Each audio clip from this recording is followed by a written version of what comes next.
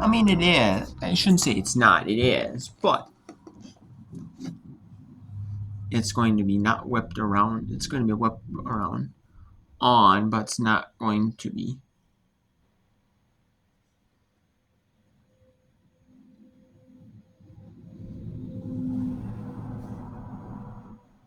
I mean, it's not going to be whipped around coverage for them.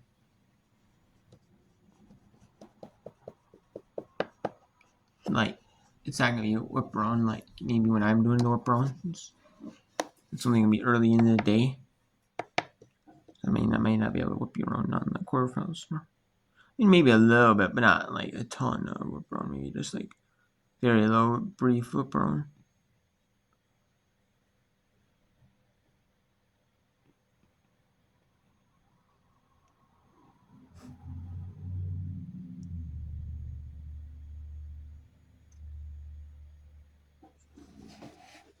UTS Texas San Antonio up 6-3 on North Texas and going to the sixth.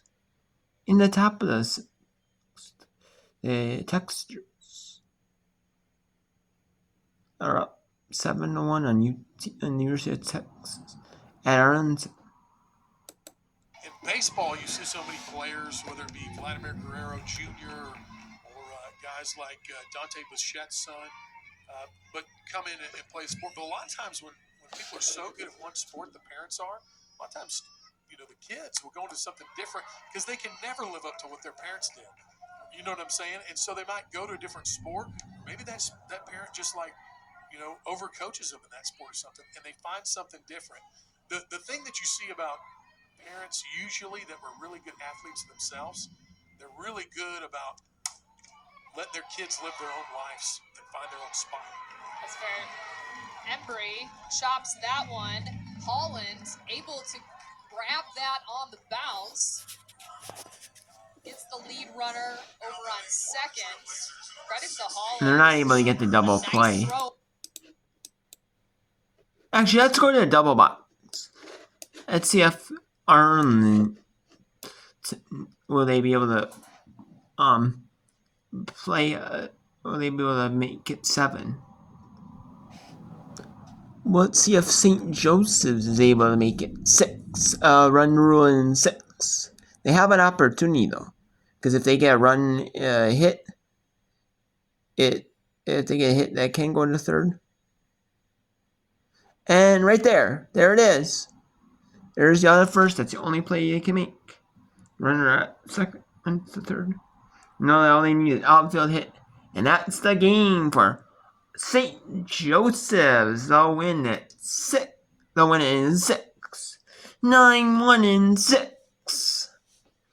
And eliminate the 6-seeded George Washington team.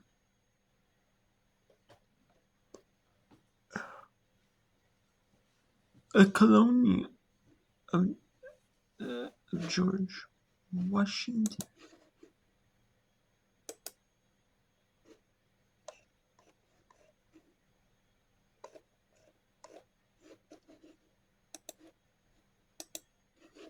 And there it is, Utah Tech. Let's bring you forward this. To challenge this one, fails. Got it home quickly. Ooh, that's a close play.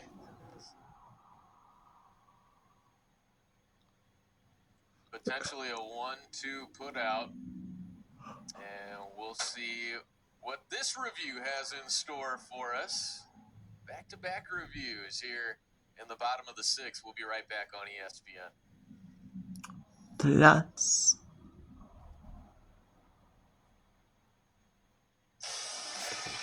We're going to be back in 60 seconds. So we'll be back in 60 seconds. And I mean back in 60 seconds. Because I want to see that review. What's going to happen because of the review. Because of that, Evan, no deficit, I think, is too big for them, right? It's a lot. Listen, I love good at-bats, contact singles, up the middle. What UTSA has done has been incredible, but it's easier to come back with a big 2-run, 3-run home run swing.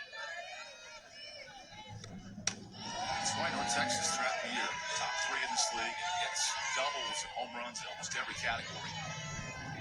As we've noted, these last 3 weeks, offense hard to come by for the Mean Green. They know the capabilities there, right? So it's just digging deep enough to find it. That's what they said in holes, too.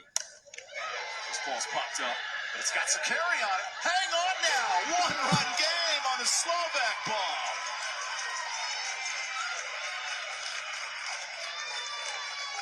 Power out of nowhere. And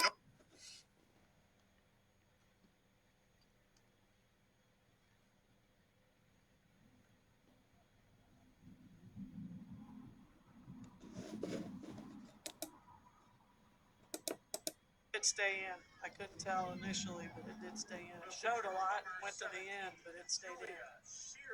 Nice heads-up play.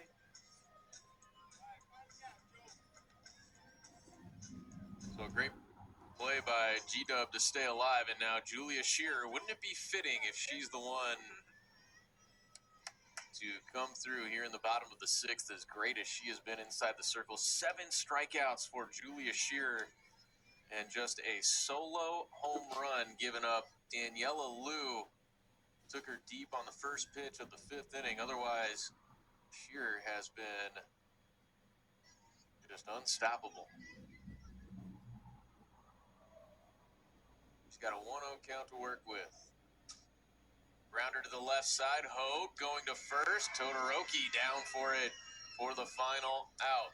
So we go to the top half of the 7th. George Washington. I'm surprised they bunted there. I'm surprised they didn't just go full swing.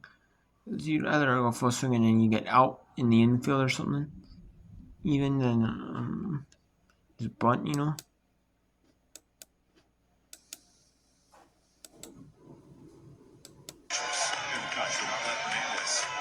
That was something that Cody White told us Orion Mitchell struggled with at first.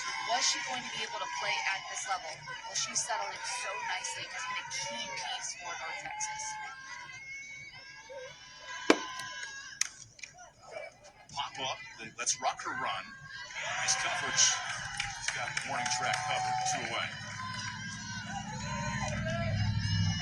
By the way, that's a 250 pitch mark now for Arlette between the 2 games today.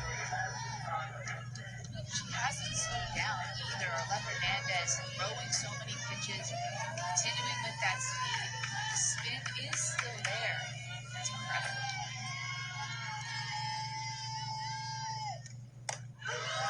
Six to strike you to Madison Conley.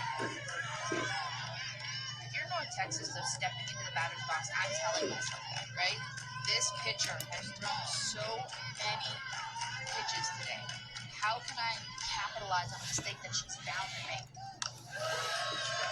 Corner strike going 2. And on the UTSA side, because we're always going to talk about both perspectives, you're saying, hey, I'm Arlette Hernandez. I've done such a great job of continuing to keep my speed and my spin throughout all of these pitches.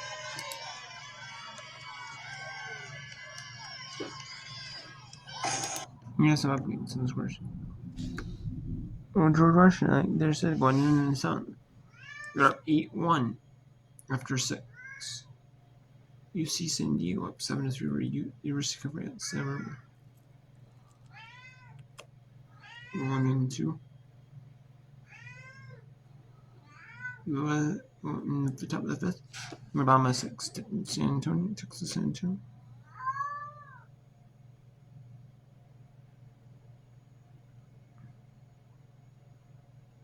Up on Texas 6-5. They're now 8-5 on Evansville on the 5th. Top of 6, UT Tech 7-1 on UT. And then we have number 13 Georgia, number 2 2-1 up Alabama 3rd. Top of the 3rd, Pittsburgh 1-0 over Virginia. Louisiana 3-0 over Troy in the bottom 2nd. Florida Coastal 2-1 on the top of the 4th. In the bottom top of the 3rd, South Carolina State 2-1 over Delaware. Liberty up 1-0 over Louisiana Tech in the top of the 2nd. In the bottom of the 1st, Northwestern 1-3 over Pennsylvania State. And there's a rain delay going on in Mississippi a little bit in Gulfport, Mississippi. So we have 7:30. Now it's 8:05 Central, which is what it is in Central Time in Gulfport, Mississippi. And so, Western again, right? Just in a few minutes. Western. It will probably be a little bit of a delay if there's a half-hour break.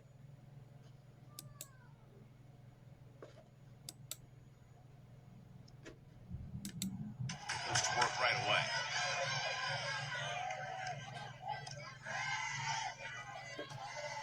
The Conley duo, 4 combined walks, but no hits for the 2 all-conference studs. And who's waiting?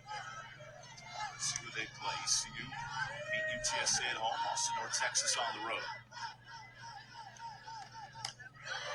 First pitch there to even the count. And if you are East Carolina watching these games, you hope that they go longer, that there's more pressure added, because you're hoping that rest versus rust argument, can somebody get worn down before they play you?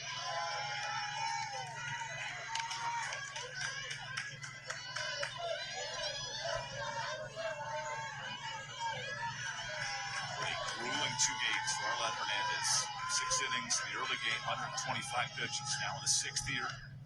Hits, strike 2. She's thrown so many pitches, but Arlen Hernandez is still getting one of the best hitters in the American to chase a quick, late-breaking rise ball. So it's 2-2. Moffitt fights it off. I want to see her.